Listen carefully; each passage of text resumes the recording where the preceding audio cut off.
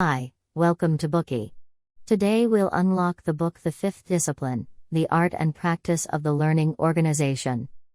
In 1969, American astronaut Rusty Schweickart flew on Apollo 9, testing the lunar module in Earth orbit. When he was back, he talked about his feelings seeing the Earth from the space. It becomes so small and so fragile that you can block it out with your thumb, and you realize that on that small spot, on that little blue and white thing is everything that means anything to you. All of history and music, and poetry and art and war, and death and birth, and love, tears, joy, games, all of it is on that little spot out there that you can cover with your thumb.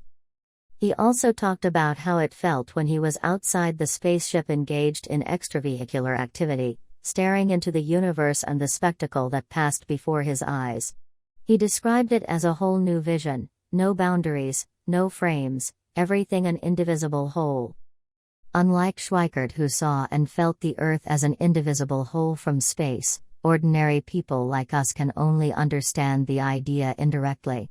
In Schweikart's eyes, the Earth was not made of parts but wholes within wholes. All boundaries, national boundaries included, are fundamentally arbitrary. This short anecdote in the fifth discipline is an interlude, an inspiration, allowing us to recognize what we often fail to notice, drawing attention to our connectedness to the world as a whole. In Senge's words, Schweickart discovered the first principle of systemic thinking, the whole. So, what is systemic thinking?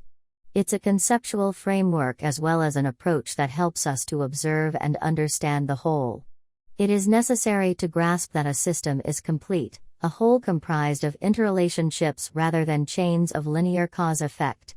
Also, we should realize that a system is dynamic, continuously changing and developing. Peter Senge, the book's author, calls systematic thought the fifth discipline of a learning organization. His previous 4 disciplines reference personal mastery, mental habits, a shared vision, and learning as a team. Important as these 4 disciplines are, systems thinking is the discipline that integrates them, fusing them into a coherent body of theory and practice. That's why Senge emphasized its significance by calling this book the fifth discipline. Senge, a senior lecturer at the MIT Sloan School of Management, is known for the concept of the learning organization. Following the renowned management scholars W. Edwards Deming and Peter Drucker, Senge has developed a complete system. His work has won him a rating in the top 10 of BusinessWeek's management gurus. His work integrates Western management theory with Eastern philosophical wisdom, emphasizing wholeness and connectedness. So, what is a learning organization? A learning organization has a flat structure. Everyone takes the initiative, problem solving is through intercommunication.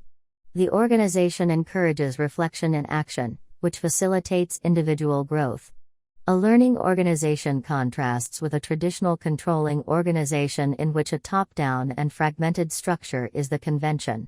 According to Senge, there are 3 fundamental flaws of a controlling organization. First, it focuses on individuals instead of their interrelations.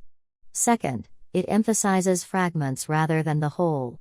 Last but not least, it is concerned exclusively with the present situation, not the future. In a controlling organization, you must get used to working alone. The